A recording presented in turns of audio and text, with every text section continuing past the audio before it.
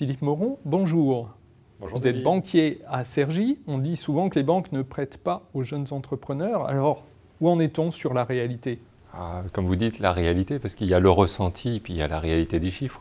Je peux vous dire que sur le territoire français, 94% des demandes de crédit demandées par les très petites entreprises et PME sont octroyées par les banques.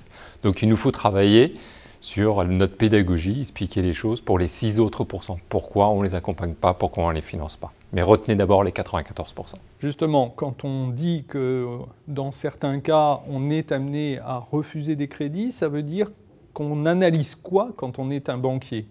On analyse plusieurs facteurs. D'abord, est-ce que le professionnel est vraiment engagé dans son projet? Est-ce qu'il y croit? Est-ce qu'il y a investi? Après, en fonction de ses enjeux financiers, est-ce qu'il a un apport personnel qui lui permet de se retourner si jamais il y a des difficultés? Et puis c'est une aventure mutuelle. On n'a pas envie non plus que cette entreprise tourne mal.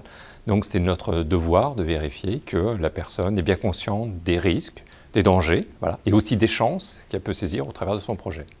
Quand c'est un jeune comme un déterminé qu'on vient de voir à l'instant nous expliquer son projet, comment vous réagissez et qu'est-ce que vous avez envie de faire avec lui? Plein de choses. C'est bien d'avoir déjà quelqu'un de déterminé. La première des choses qu'il faut qu'on fasse, c'est qu'on l'écoute.